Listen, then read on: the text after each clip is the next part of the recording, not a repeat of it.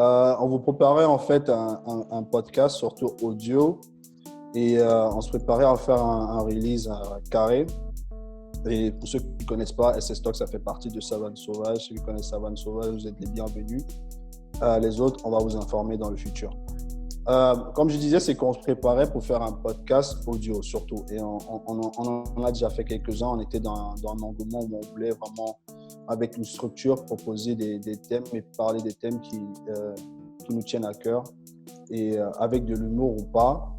Et par contre, on a dû en fait mélanger notre plan à cause des événements que vous connaissez tous actuels avec le mouvement de Black Lives Matter et tout ce qui va avec.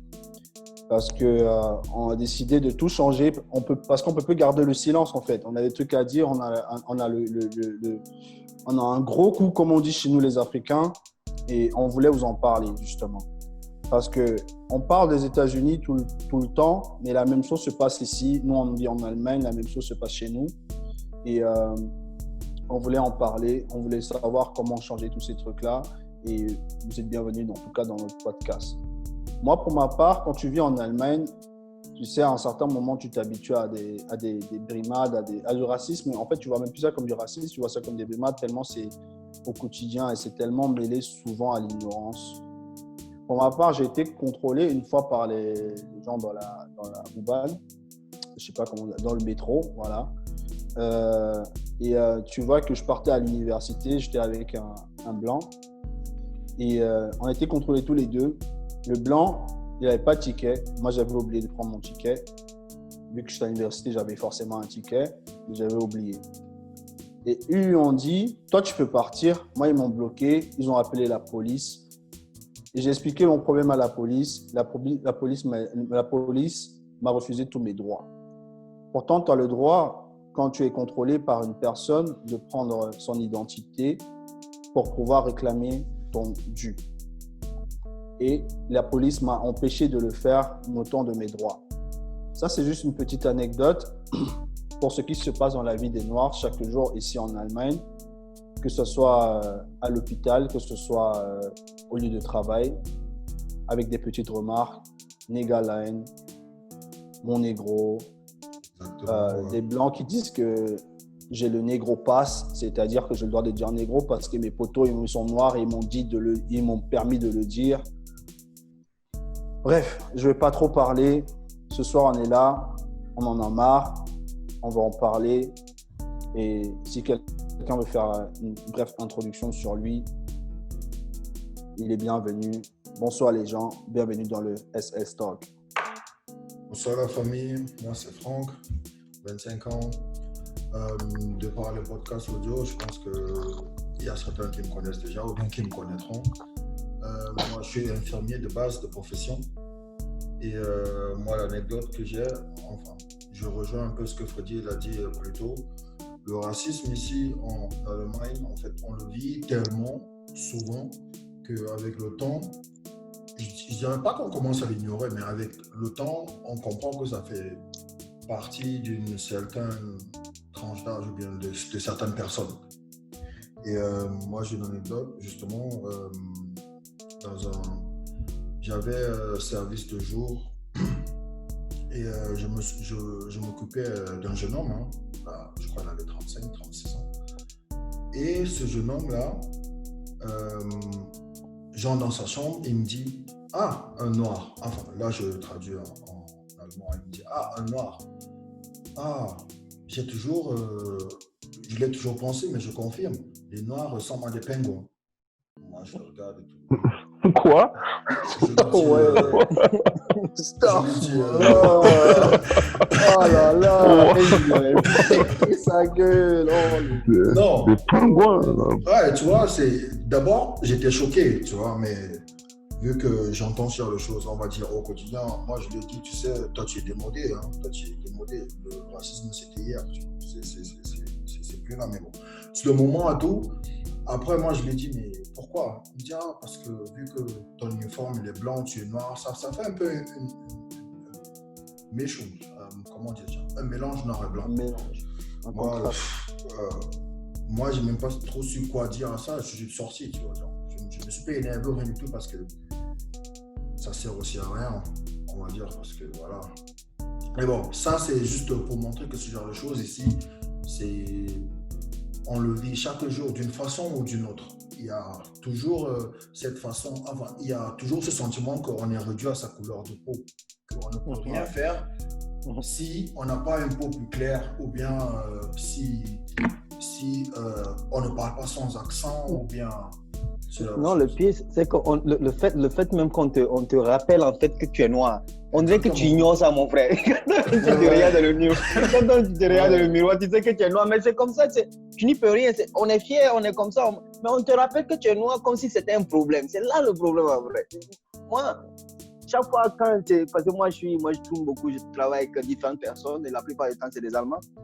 Et je remarque en fait la manière dont ils m'approchent pour certaines choses et la manière dont ils approchent leur frère, tu vois, c'est une autre histoire, tu vois. Avec toi, ils vont venir, ils seront pas tellement ouverts non plus, voilà, ils vont venir d'une manière un peu diplomatique et tout, tu vois. Tu sens que non, c'est l'action, c'est pas à cause de ta personnalité, mais à cause de quelque chose d'autre qu'ils prennent cette approche-là avec toi. Et c'est souvent aussi dérangeant, surtout quand tu es à l'aise dans un endroit et puis tu sens que les gens, peut-être, souvent aussi, le truc aussi qui est là, c'est le fait qu'on nous prenne pour des victimes en fait. Et moi, ce sont les choses qui m'énervent, tu vois. Tu vois, les gens qui vont te faire plaisir, pas plaisir, mais qui vont te handle, te gérer d'une manière, te traiter différemment et tout. Et tu sens que ils sont en train de t'aider. Et moi, ce sont les choses qui m'énervent. Ouais. Bon, voilà. Ouais. On est tous dans le même bateau. Tu vois, on subit ça chaque jour. Après, on est un peu obligé parce que si tu veux pas subir ça, tu peux pas aller loin non plus. Tu vois, dans la vie, c'est un peu compliqué. Mais bon, bref. Après, il faut nuancer aussi. Je ne dis pas qu'ils sont tous comme ça. Enfin, c'est pas ce qu'on est en train de dire, hein, les gens. Qu'on se comprenne bien. On n'est pas là pour s'excuser ici. Non, mais c'est pas une excuse. On ne dit pas qu'ils sont tous, on va dire, racistes, mais ce que nous on vit chaque jour, vraiment, c'est grave. Et il faut en parler. Et je trouve ça bien, en fait, qu'en ce moment, il y a beaucoup plus de gens qui s'élèvent aussi pour vraiment en parler. Parce que ça a été trop longtemps mis sous silence. Trop longtemps. Je trouve ça bien. Ouais, mais après, le problème... Ah, vas-y, Joël. Non, moi j'allais dire, c'est bien que tu dises que, justement, qu'il y a beaucoup de gens, pendant longtemps, ils n'ont rien dit. Parce que là même, on est même direct dans la thématique du truc là, en ce moment-là. Hein, vu que là, en ce moment, il y a tout le monde un peu qui a des trucs à dire. Et il y a un truc qui me tient à cœur, en fait. Parce que, ouais, ça aussi. Et en fait, moi ces derniers jours, tu vois, j'ai pas trop été vocal sur les réseaux et tout ça. J'ai beaucoup observé, j'ai beaucoup réfléchi et moi, il y a un truc que j'ai remarqué, c'est qu'en fait, qu'il y avait beaucoup de nos frères et sœurs qui passaient leur temps à cracher sur d'autres sœurs et frères parce que comme quoi ils sont pas vocales ou pas assez vocales ou quoi que ce soit, alors que eux-mêmes, pendant toute l'année, tu les vois jamais poster quoi que ce soit ou pas parler de quoi que ce soit qui se passe, parce qu'on va pas se mentir. Tu vois, c'est très grave ce qui s'est passé avec George Floyd, paix à son âme. Mais ça, c'est des trucs qui se passent toute l'année et c'est des trucs qui se passent en Amérique, c'est des trucs qui se passent en Allemagne, des trucs qui se passent en France, c'est des trucs qui se passent partout. En Afrique, il y a des dingueries, on va même pas commencer à parler de ça là maintenant, qui se passent tous les jours. Et là, les gens, ils disent rien du tout. Donc maintenant, tout à coup, il y a tout le monde qui s'énerve, ce qui est bien.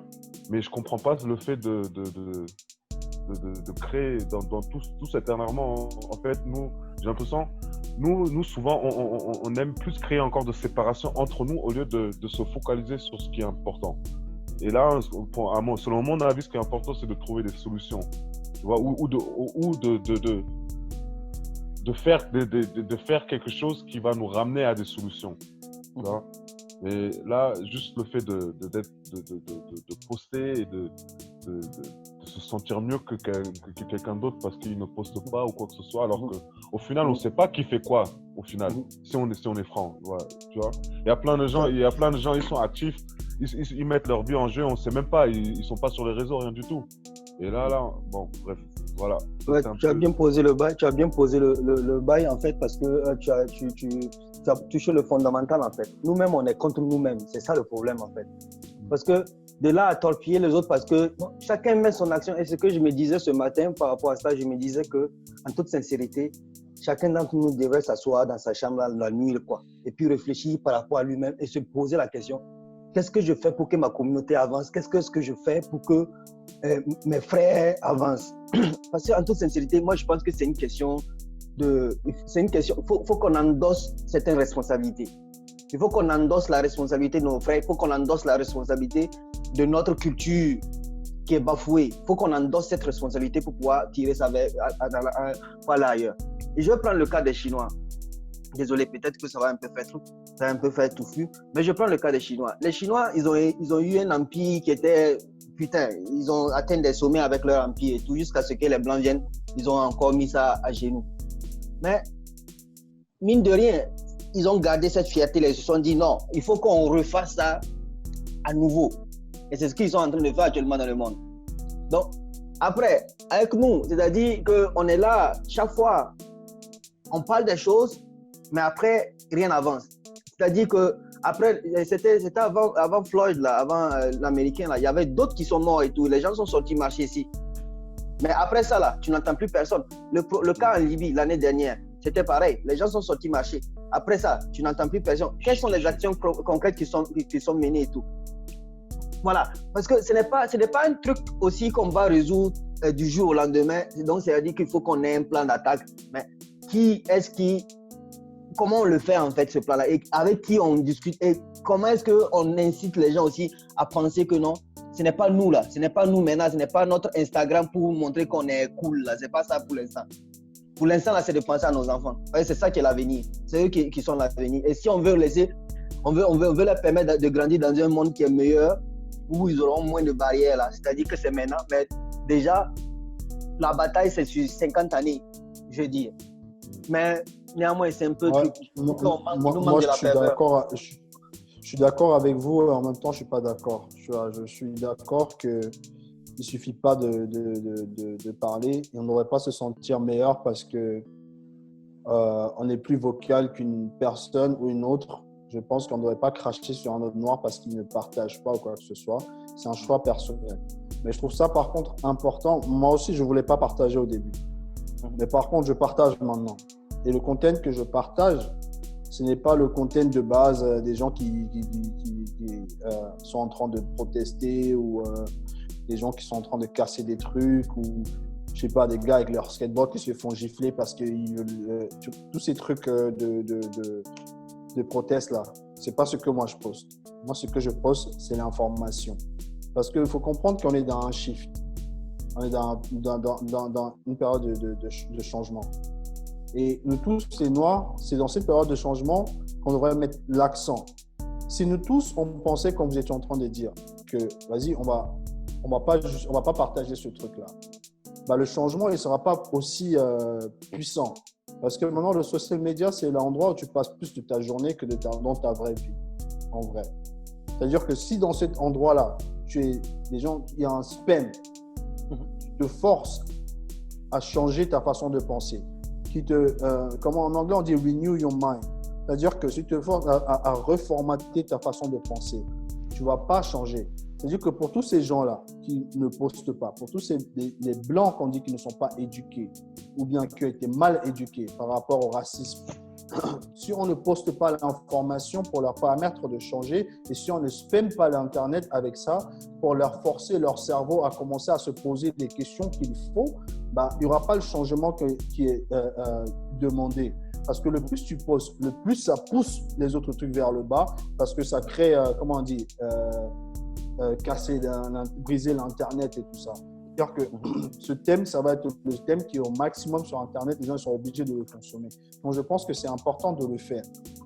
Non, c'est important. Mais en le faisant, il faut choisir le contenu que tu postes. Parce que pour moi, ce n'est pas important de poster tous ces gens-là qui sont en train de courir et de faire des protestations. C'est bien. C'est bien parce que pour un changement, on a besoin de beaucoup de compartiments. On a besoin des gens qui protestent. On a besoin des gens qui s'organisent en privé. On a besoin des gens qui sont dans des positions hautes dans la société, c'est-à-dire qui vont faire crari, qui vont faire semblant de s'en foutre comment dire, de la cause de noir pour arriver à certaines positions pour pouvoir maintenant tendre la main aux autres.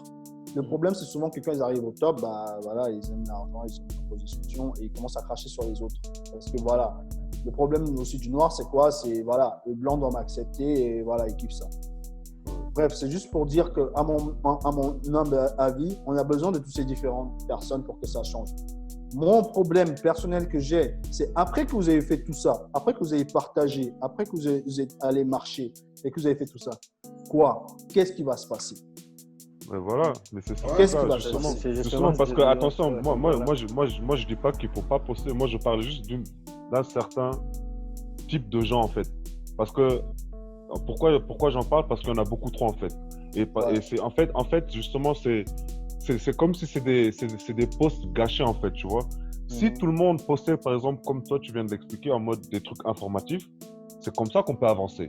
Mais frère, moi, je vois carrément des gens, ils font des posts, des IGTV, où ils disent ouais, non, t'as capté, tu vois, genre, en fait, c'est tellement un gâchis d'énergie. Genre, au lieu de parler 2 minutes sur les gens qui ne postent pas, alors que toi-même, c'est que maintenant que tu postes et pendant toute l'année, tu n'as rien posté, sur quoi que ce soit, tu vois, et utilise ces 2 minutes pour éduquer les gens, tu vois, au lieu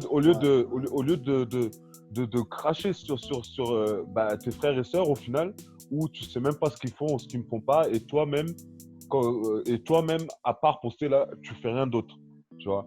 Et c'est ça ce que je trouve un peu dommage dans ce sens-là. Et après, moi, je trouve que, comme Freddy a dit, la question vraiment, ce qui se pose, après avoir marché, après avoir posté, on fait quoi? Parce que je pense que c'est ça qui est crucial et que nous tous, il y a beaucoup d'improvements à faire encore et il faut qu'on en parle et les mesures qu'on puisse prendre. Moi, il y a déjà des potes qui m'ont déjà écrit, ouais, non, il faut qu'on fasse un truc, il faut qu'on commence aussi à attaquer les buildings importants ou à les brûler et tout ça, je sais pas quoi, tu vois, mais voilà, et on a besoin de solutions, on a besoin de méthodes. Ça, c'est pas la solution. Non, je sais pas, c'est pas c'est juste pour dire que, tu vois, ils sont chauds, il faut faire un truc, il faut faire un truc, c'est ça en fait. Bien sûr, il faut faire un truc.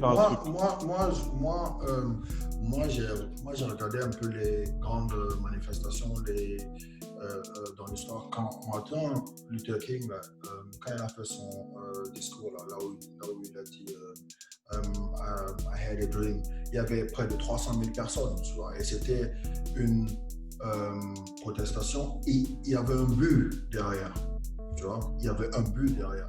Il y avait, parce que après ça, les Noirs ont eu le droit de voter en Amérique.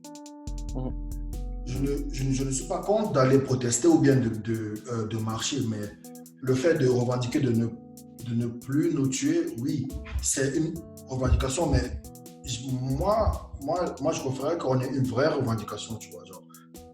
Déjà, ne pas nous tuer, c'est la moindre des choses à la base. Mais c'est même pas une question. Justement, tu vois, mais que on revendique plus de droits que ce qu'ils nous donnent. Mais non. Plus de droits que ce qu'ils nous donnent. Mon frère, je vais te dire, est-ce qu'on est des esclaves? Non, mon gars, on n'est pas des esclaves. Le respect là aussi. C'est pas question d'être esclave, tu vois. Mais il faut qu'on ait marché pour le revendiquer ça, tu vois, parce que toutes les marches que j'ai vues, oui, c'est vrai, il y avait un nombre important de personnes. Mais comme vous l'avez dit après, oui, après ça, il y a quoi? Qu'est-ce qui se passe après? Moi, perso, marcher quelque part là, moi, ça me donne pas le sentiment que voilà, d'accomplir quelque chose, que je fais partie de quelque chose de plus grand parce que moi j'étais par exemple à la démonstration de Black Lives Matter là, c'était quand? Il y a 2 ans? Il y a 1 an, je suis pas sûr. Un an, je crois. Un an. Non, il y a 2 ans, il y a 2 ans. Il y a 2 ans, voilà. Et juste un jour avant, j'étais dans une baston avec un refrain parce que il y a 3 Babtou, ils ont cru ils étaient marrants. Ils ont appelé mon gars SM Rocky, machin, nanani, comme quoi, nanani, puis c'est parti en couille. Et après, un jour après, j'étais là. Et j'avais pas l'impression que là, maintenant, quand je marche aujourd'hui, là, les trucs comme sont, par exemple, passés un jour avant, ça va s'arrêter. Moi, j'ai juste l'impression que voilà, bon, on s'est réunis. Voilà, c'est cool, on filme, c'est beau à voir sur les réseaux. Et après une semaine, personne n'en parlait plus. Personne n'en parlait. Voilà. Donc moi, je me dis, bon, maintenant là, il faut autre chose. Parce que c'est bien beau de voir des images de Renois qui s'assemblent, hein, qui font comme ça, ils montent le point. Mais maintenant, après, au final, on fait quoi? Qu'est-ce qu'on fait maintenant après tout ça? C'est ça, moi, je veux qu'on en parle, ce que je me demande, ou tu vois, parce que ça suffit plus de marcher, à mon avis. Ouais, justement. Marcher, ça use les souliers pour justement, je trouve ça intéressant que tu aies montré le truc avec le point, parce que je comprends l'histoire avec le point, je trouve que l'histoire avec le point et tout ça, ça a été relevant à l'époque, pas l'histoire du point en soi, mais la plupart des choses qu'on fait maintenant, c'était relevant à l'époque des années 60 aux États-Unis, par exemple. Avec tout ce qui s'est passé aux États-Unis, c'était relevant à cette époque-là. Maintenant, nous sommes dans une autre époque. Il faut qu'on avance différemment. Parce que ce qu'ils ont fait, ça leur a permis d'avoir la liberté qu'ils ont aujourd'hui. Et comme ils voient eux-mêmes, cette liberté ne leur suffit pas. Donc, il faut un changement. Et la question maintenant, c'est comment arriver à ce changement. Ça, en tout cas, c'était la première partie du SCS Talk par rapport au Black Lives Matter. On revient dans 2 secondes.